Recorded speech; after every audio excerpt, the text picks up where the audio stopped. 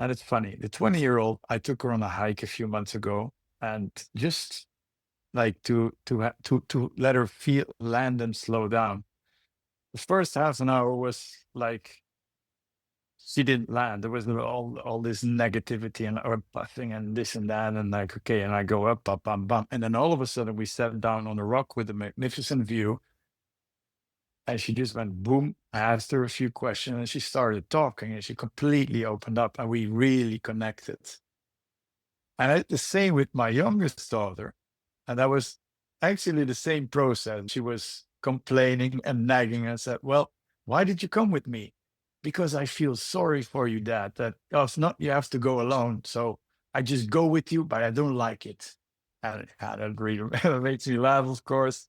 Same thing. We get up there and we're sitting on that rock. You feel literally, and they don't realize you literally feel that they relax, and you ask questions and let her walk up at the front so she could lead. And we talked about what her dreams were and what she wanted to do with her life and why that is important, and about teenage stuff, but in a gentle way. Welcome to the Enchanted Earth podcast, where you will hear stories of nature with the power to transform our lives. These sacred stories are begging to be shared now. So listen in as my guest today shares one of their own. Welcome, everybody. Today we have with us Bart Van Grinsven. He helps successful entrepreneurs who feel the pull toward a more meaningful and aligned life reconnect with their deepest desires so they can write a powerful new chapter filled with purpose, joy, and impact. As a dream catcher and life shaper, he combines deep coaching, nature, and mental fitness to guide people beyond success into true fulfillment. So welcome today, Bart. Thank you for having me, Maureen. It's a pleasure. So what I was really intrigued was your title, Dreamcatcher. I mean, what an amazing occupation that you've created for yourself. And I definitely want to kind of dip into that a little bit and how you come to what you do now. But, right before we got on, we were just chit-chatting about, current events. And we're recording this at the end of April, right after Spain and Portugal had the major outage, the power outages. And of course, you were impacted. And I would just love to kind of hear what happened in your realm and how you took it. Yeah, well, I was actually sitting in my office, which is on the top floor of my house, with a really nice view. And all of a sudden, the electricity went down. And my first reaction was, it's something with the system in the house. And then I got all text messages from friends like, hey, the electricity is out here and there from all over Spain. And then, of course, the rumors start. It's here and there. It's Germany, it's France, how things go nowadays. But okay, it was definitely clear that it was it was the whole peninsula, basically. Um, when that happened, I was like, interesting experiment. Like, oh, so what's going to happen? How do you deal with that? And how can you turn this into something which is like meaningful? So these things always give me this calm, like because they're a gift, literally. Like it's an unexpected thing, and all of a sudden you get to do what is most important, and that's maybe slow down and just pick the right things for you. And I had several conversations with different people the day after, and they told me like, yeah, I read a book, I played with my kids, we put on some headlights, and we did some cool stuff in the evening. So what people do is connect with themselves or with their essence. They slow down, or like they go to bars and there's no light, but the tap still works. So they sit outside and they chat. So of course, there's also negative stuff coming out of that. But let's say in general, I think it's so good for us in these frantic times to realize how important it can be to slow down collectively. So I think, yeah, that's the biggest gift that such a thing can give you. So I thought it was an Yeah. interesting situation. Yeah. Yeah, and it's almost like everyone's given permission to play hooky. Yes. There, you And, can't respond to that email. You can't have that phone conversation. So you're definitely allowed and yeah, to just do something fun. and it's Oh, interesting you use the word permission because I think a lot in our life has to do with who gives us permission to do what. And so if all of a sudden there is no other option than you giving yourself permission, because that's what it comes down to enjoy something, or to, yeah, to just do what you feel like at that moment, that is so valuable. We should do that much more often. oh, that is so true. I so agree with that. If we all gave ourselves permission to do something that we really want to do, the world would be a much different place, wouldn't it? I'm 100% convinced of that. I think that's the core of the work that I do. Yeah. Yes, yes. So I love Dreamcatcher and Life Shaper. So can you tell me, how did you come around to doing what you do now? Well, I always had this dream of traveling the world, and it's my biggest regret. I didn't do that. I had a backpack ready to do this, and then I stumbled into another thing. We stayed in Belgium where I was living, and I took over my father's business, and we expanded that. And the moment I did that, as at one time I felt like an opportunity, and the other hand, it felt like you're selling your soul. It was really a weird feeling, and so this feeling always stayed with me. Like, um, it was an interesting path. I learned so many things. We grew everything. It was very challenging at times, and all what comes with it. But there was also this voice that said inside of me, like, you didn't have the guts to truly follow your heart.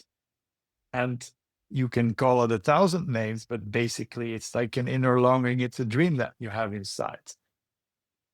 And yeah, at a certain point, years later, events were such that we made the move to sell everything and move to Spain, which was an interesting story on its own. We discovered, well, I always wanted to live in Spain since I met my wife, who is also Spanish. But in 2015, we had a collection presentation in Tarifa. We were working in fashion. And the day we arrived in Tarifa, which is the most southern part of Spain, which has really special energy because the Atlantic and the Mediterranean is getting together there. And we were arriving there on the Friday evening with the sun going down. Everything is like slow there. You've got the energy from the ocean. And both of us are like, oh man, this feels so good. We want to stay here. But we have 3 kids, we have a business. I mean, what can you do there, and how can you change that? So that we tried. We looked at all kind of options, but instead of taking that leap, because we couldn't see the way, we expanded our business up until a point that yeah, my wife almost had a burnout, and there were some other events in our lives, and we discovered Valencia, where we're currently living, through a TV series. And I was also like, this whole thing, like, man, this place looks like it ticks all the boxes, and it was never on our radar. And literally half a year later, we sold everything and we were living here. And it's something I could not have imagined even a year before. Somebody would have told me, like, you're going to be living there in that house. In a year from now, I would not have any idea of how to get there. And that for me was like such an eye opener. Like, okay, I came here with a blank sheet of paper, and okay, I have a certain age, I've got some money saved. What do I want to do with my life? And how can I be a good example to my kids? I mean, also important. And for me, then the search really came up, like, okay, what do you want to do? What's really meaningful for you? And I really took time to do that, to figure that out. because I had plenty of ideas. I constantly have ideas like, oh, you can do this and you can do that, but they have to really resonate. I really wanted to feel whether that was the right thing for me. So this is how I got into the work that I'm currently doing. And I wanted to have a compelling working title. You know, there's a lot of people calling themselves coaches, and basically that's what I do. But it's also a bit boring, you know, to call yourself a coach. I think it's much more compelling to call yourself a dream catcher, because we all have this little seed inside. And as you just said at the beginning of our conversation, I think a lot of it has to do, like, first uncover that thing and then give yourself permission, fast or slow, to start to embrace first the possibility that could be a pathway for you, and then maybe create it along the way. And so that's what I help people with.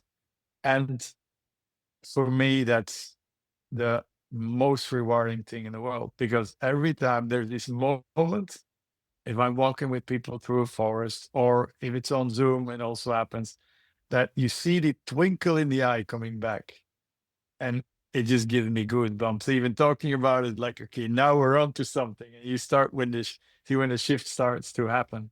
And their environment also notices that. So that's really absolutely amazing. So that's it. Dreamcatcher, and I shape a life around it. That's what I do. Oh, well, I have to ask you this just because some pivotal moments in my life, especially following this path that I've been on for the last 20 years and shifting and going down different forks in the road, have been guided by dreams. So I'm curious, is that part of the coaching process that you do, is actually see if there's any messages coming through their dreams? No, that's not a methodology I use. But I mean, if a client says, "Look, I had this dream, and it's a topic we dig into," we would absolutely use that as a hook to discover something. Right, I think right. anything can be useful, because that's the beauty. People often think that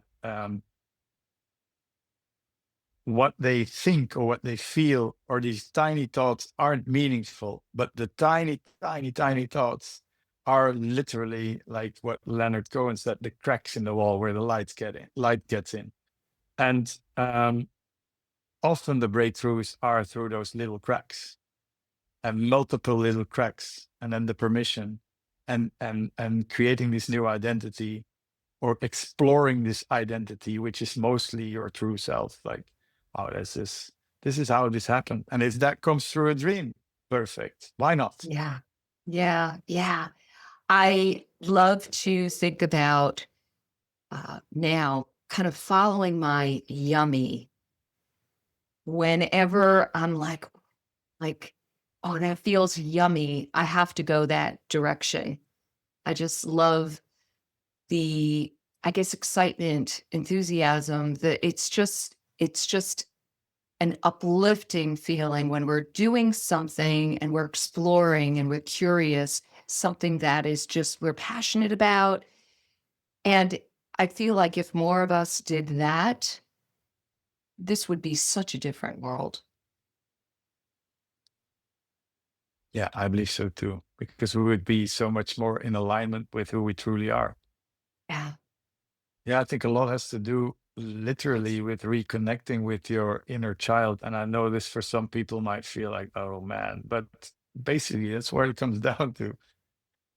Like, when you were small, when you were little and you were playing, you didn't think, you just did this stuff. You created things. And that's all still inside of you.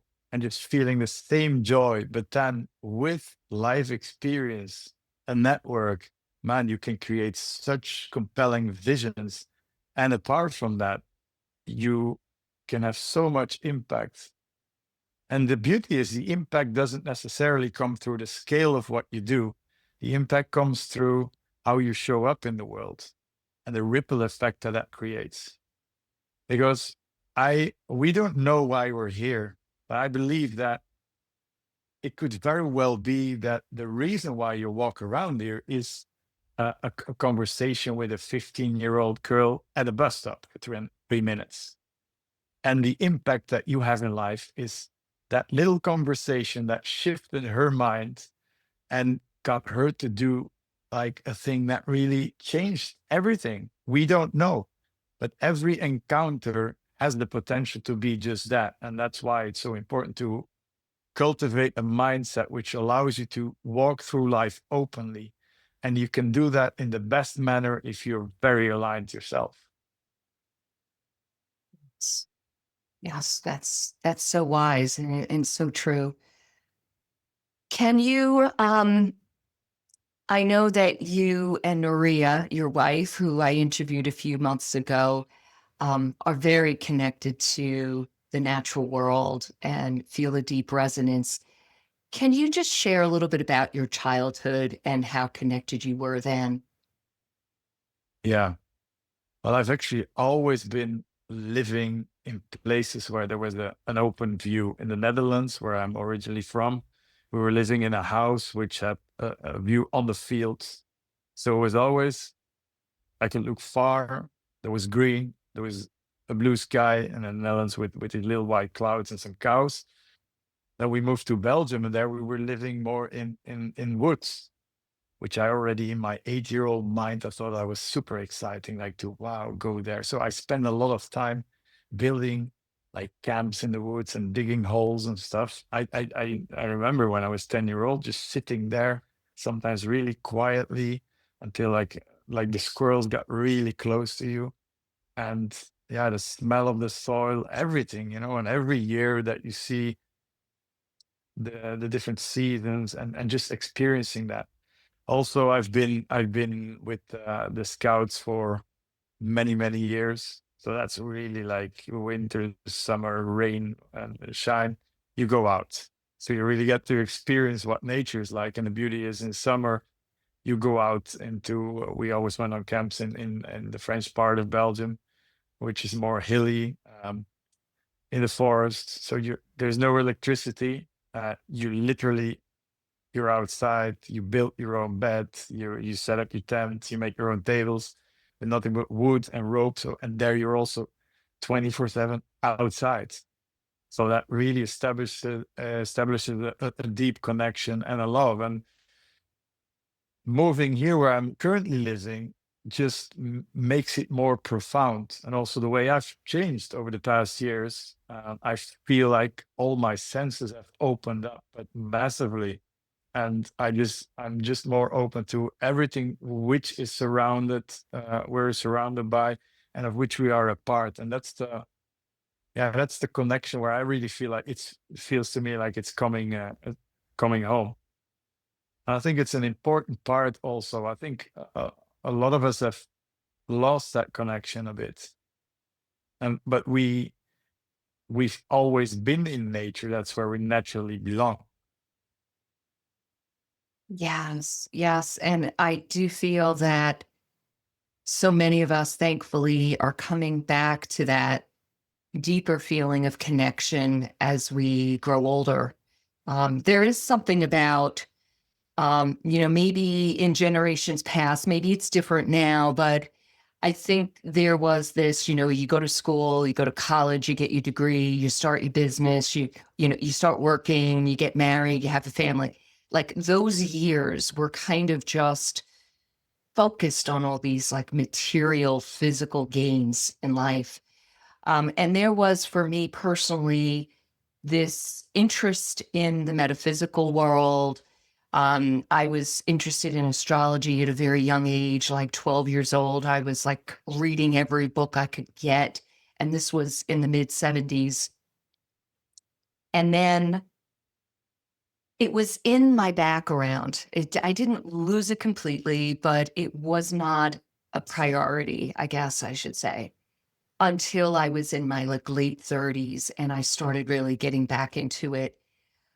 And I had a few experiences, but I would just like to see, have you had any experiences in the natural world that kind of brought you back into this connection or had a profound meaning for you?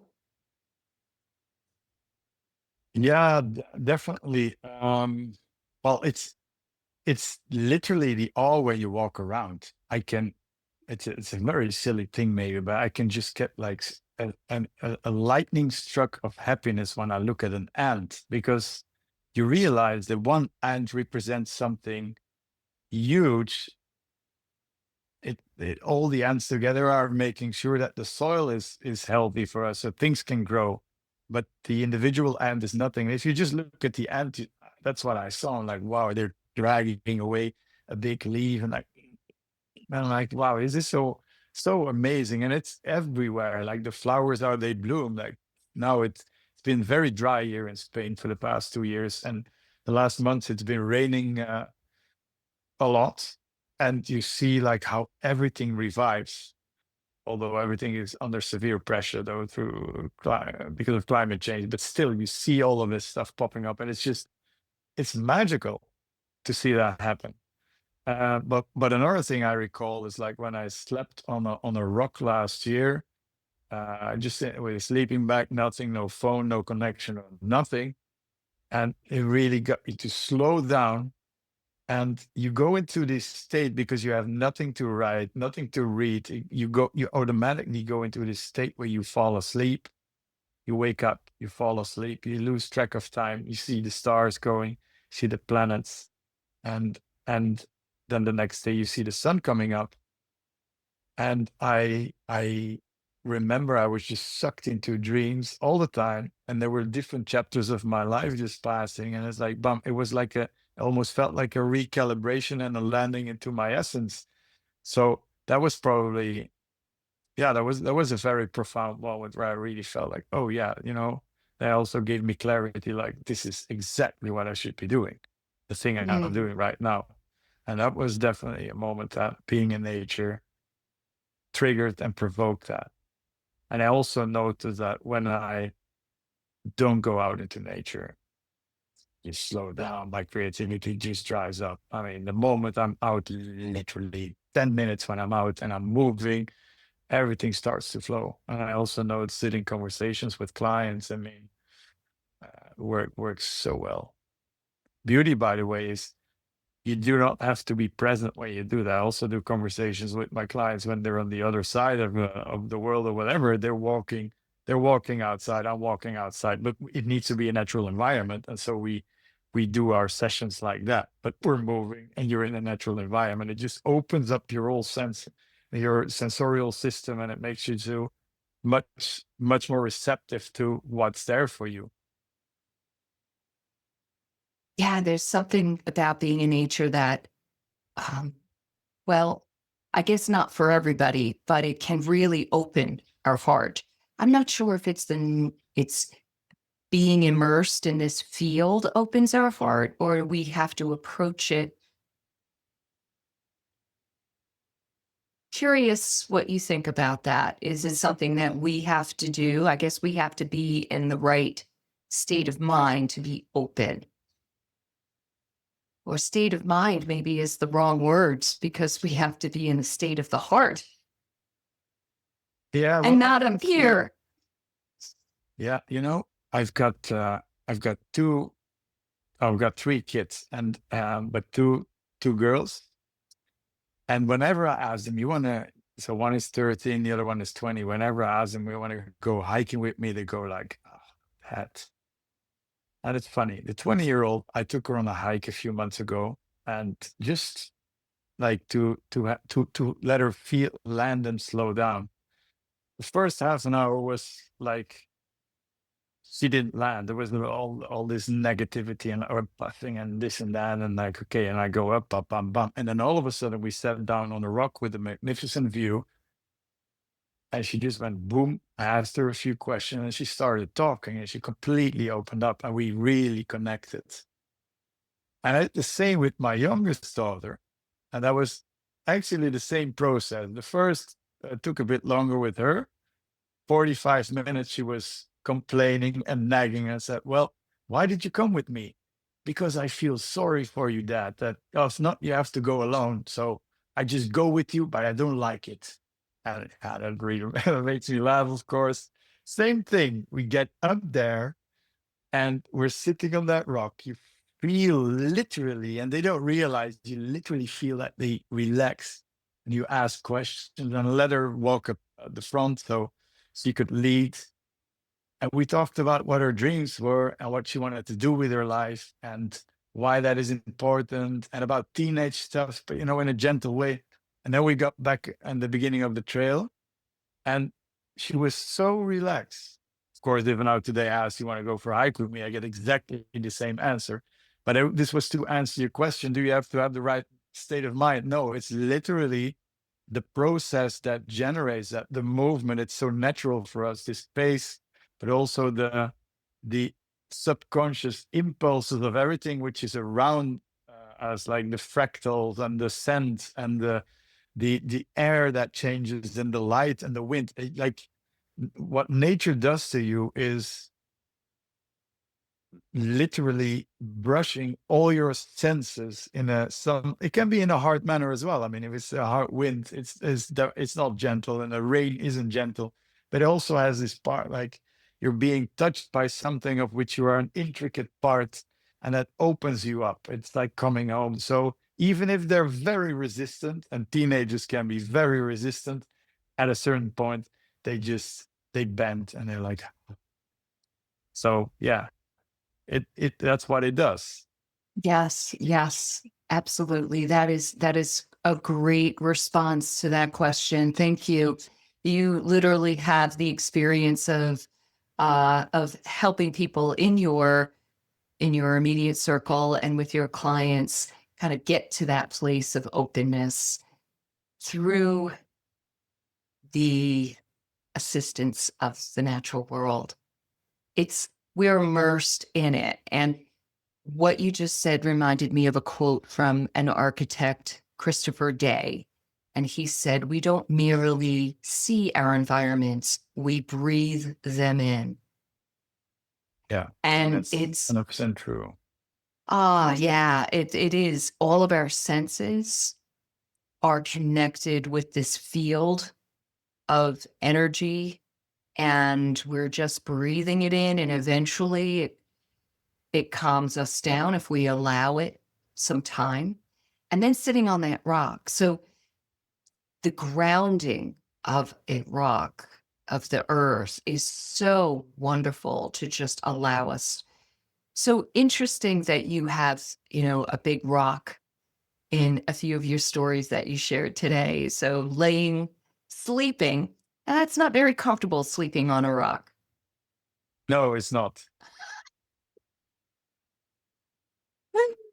So, but yet you chose the rock to sleep on, and it perhaps because it wasn't comfortable, perhaps because you knew that you wouldn't like sleep through the night, you would be maybe Well, I challenged. basically chose that point for the view. And one side it had a view at the sea, and the other one at the valley. And I thought, like, wow, that's interesting, just to see both sides. And yeah, because it might as well be in the middle of a forest. But yeah, I always like to have a view.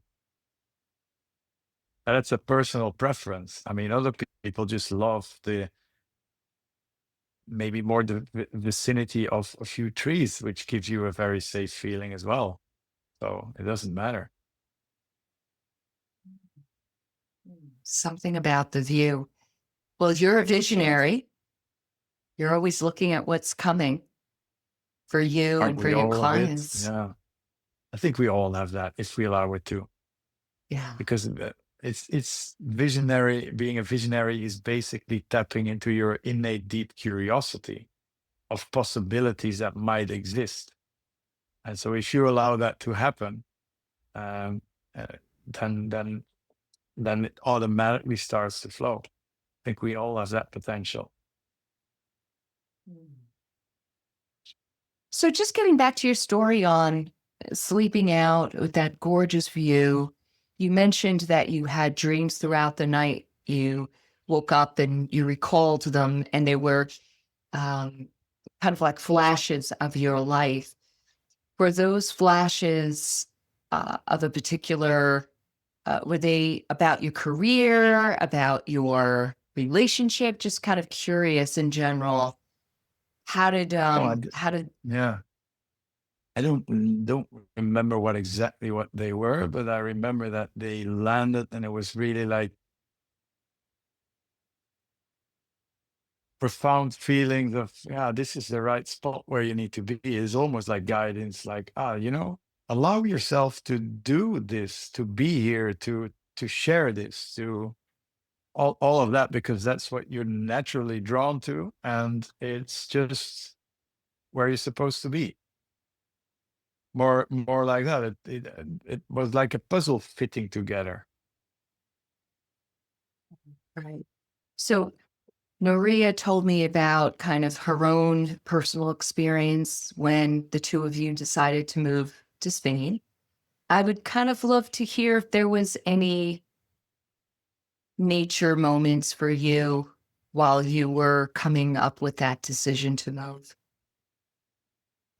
Um, Not specifically. No, that decision was really given by um, somebody who just showed us that it was a possibility, like the simple reason, but if you want that, just do it. And it's like, yeah. And then you had this immense fear popping up, like a suffocating fear. And then it's good to be surrounded by the right people that guide you also through that, because it's a scary thing. I mean, looks like a big mountain, and when you're on the other side it looks like a little molehill, and that's when you know you've grown. But it's not nature as such that has evoked this, but it was definitely a part that we wanted to be, although we did live in a little woods and are surrounded by trees, but we wanted to be more in a place where we could have real rough nature around us. So that's what we found here. Right. Of course, you Right. can be more remote, but I think you also need to take the kids into account. That's the decision, at least, that we made. Yeah. Right. Right. Right. So, are there any other nature moments or even dreams in nature? We can go there. That were either some message to you or a pivot point in your life that was a revelation that came to you. I've always been drawn to being outside. I'm not a city boy, and I know that very, very well. I like the dynamics of a city for, let's say, a day or two, and then I want to be outside again, just to process everything and to, um, yeah, to land again. Maybe, maybe in a way, Tarifa was such a pivotal moment, and it was definitely the wind and the seas and all that. Yeah, that you could call that was a natural moment. Absolutely, yeah.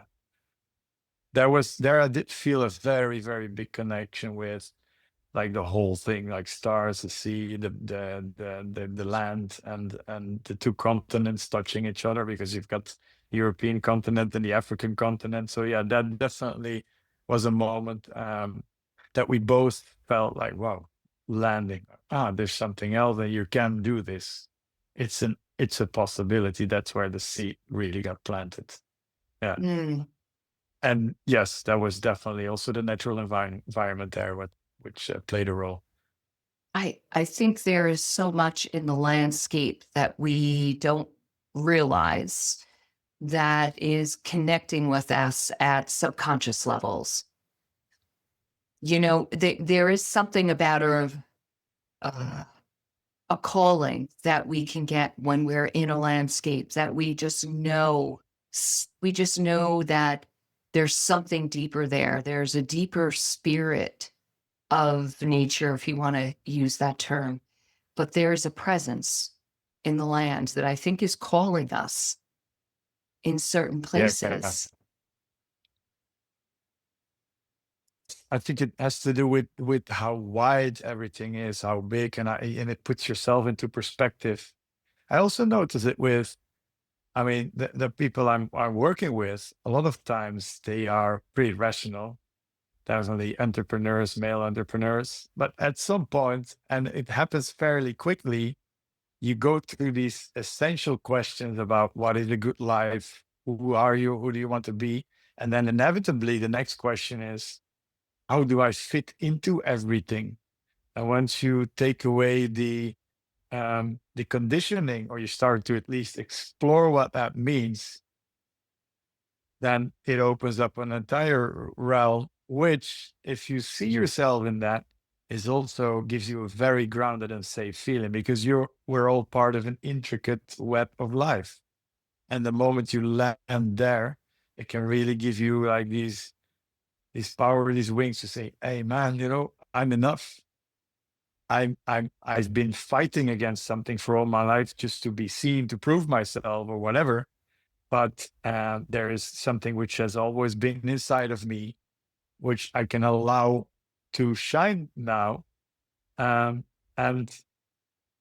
create a life from there, which can be ambitious and everything. I mean, it doesn't mean you need to throw everything away. No, but it's a totally different energy, and that's what being in a beautiful natural environment facilitates, if you allow it to.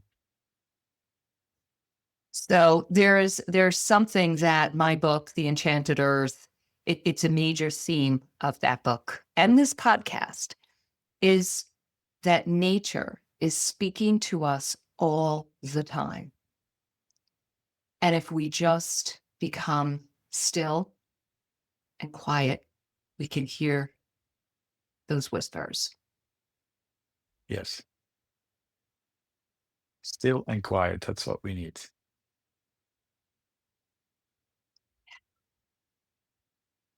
We could all use more of that. That's why it's so cool when electricity just drops. And, it was like a mini COVID. Yeah. You had like a 1-day lockdown almost. It wasn't a Yes. lockdown, but a 1-day, like the usual, your usual day is not Yeah. available. Although I'm well aware there's probably not been a walk in the park for everybody. Yeah. I think these moments, these are pivotal moments which accelerate something which is already happening now. I think the world is changing to something better, although we might not always see it, but I think that's what happens. And we'll see that emerge at some point. And these moments help to accelerate that process. I couldn't agree more. I'm an optimist. I am Yeah. definitely an optimist, and I know that I've always been optimistic about our future. And it's painful for me to see all these apocalyptic themes. Ever since I was a child, the movies, the books were all about this vision of a brutal future devoid of nature. And I know I took a stand when I saw the movie Soylent Green with Charlton Heston. And I remember, I don't know if I even said it out loud, I said, that is not my future. And I was like 13 at the time. And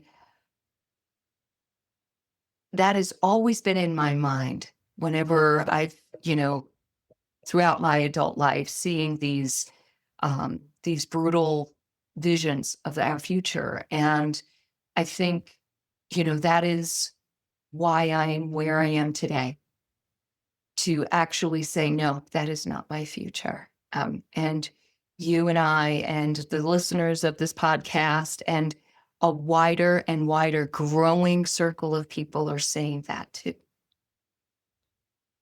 Yeah. And I think that's something really positive. And to add to that, Maureen, I think I always use the metaphor of ice. It looks like everything is fluid and nothing is happening when it's 1 degree Celsius. When it just drops, the temperature just drops 1.1 degree, you get ice and everything becomes solid. And I think the financial crisis of 2008, the pandemic, and all the events which are currently happening in the world, and of course climate change and everything which is related to that, accelerates this process of people connecting with each other and no longer accepting the status quo. And also a younger generation realizes, that's what you just said in the beginning, like, okay, there was a time where the highest good was get a house, get a job, and this and that. And younger people know that that's no longer an option for them. So they choose another path. And I think together we can create something much more meaningful. And but a lot has to do also with allowing things to happen and flourish. So yeah, again, the slowing down, and again, not wanting to force everything. But I'm hopeful, absolutely. I'm more than hopeful. I'm positive that we'll make something good out of this somehow. We'll come out of this much better than we were. Yeah, it's a pity we had to we have to go through this, but probably that's the way it has to be. I have no idea, but at least it's what we need to do, I believe, and it can create so much meaning in our lives. Yes, I have this one kind of visual from a teacher of mine a few years ago that says that we're walking the direct path through all this chaos. It's this disruption which is necessary in order to change and transform. It's absolutely necessary, but we're taking the direct path through, which is very tumultuous, but it is the quickest path through it. So And I that, just kind of, yeah, it's like we're taking our medicine all at once. Just give it to me. Let me get it over with. yeah, but that's why I think cultivating a good mindset is so important, because that helps you to declutter everything and to focus on what's meaningful, and also allows you to establish much more grounded connections with others, but also with the environment of which we are a part. So, and then connect that to your gifts and talents, and then all of a sudden you create a lot of meaning in your life. Yes. And meaning So, is what we need to feel hope and joy. yeah. We need to be seen for who we are, and we have this need to be valued for who we are as a valuable member of a community that makes a difference, that matters. And I think everybody matters. Yes. Yes, everybody plays a role. Yeah. Well, this has been a magical conversation, Bart. I just love hearing your work and how you are contributing to this wonderful transformation we're seeing for humanity in this planet. And would love to see if there's anything else that you would like to share before we close. What would I like to share? Well, maybe an invitation. If literally you feel turmoil in your body, just go outside and start to feel, and have the courage to dig a bit deeper and see if you throw away all the conditioning, just a little bit, what emerges and what you deeply desire. Just for the sake of curiosity, because it might just be a little sprout that emerges, and um, it might also give you a glimpse of hope if you're in a situation where you feel very stressed and overwhelmed by everything that's around you, even though you're successful or whatever situation you are. Um, yeah, I would definitely invite everybody to maybe take a bit more time and look into that, because you never know what grows out of that. Very wise words. Absolutely. We need to do that every day. Yeah, that's an amazing habit. I even say, even just taking the walk from your door to the car is to do that little journey in a present, mindful state where you're looking around and appreciating whatever you see, the sky, a flower, an ant. Yes, or even just be focused on every one of your senses, and do it like that. That's how Mm, it enters, and you create like this richness of what is around you. That's so true. Yeah. Not just visual, but breathing it in. Yeah, or feeling the soil or whatever. Anything's possible. Even the wind, these little gusts of wind that gently caresses you. It sometimes that's the eternal motion. Everything is constantly evolving and changing. So that's the way to witness that. Yes. Wonderful. Well, it was such a pleasure talking with you today, Bart. I thank you so much for being on here. Thank you for the invitation, and the pleasure was mutual, Marie. I really enjoyed it. And I want to thank everybody for listening, and please comment.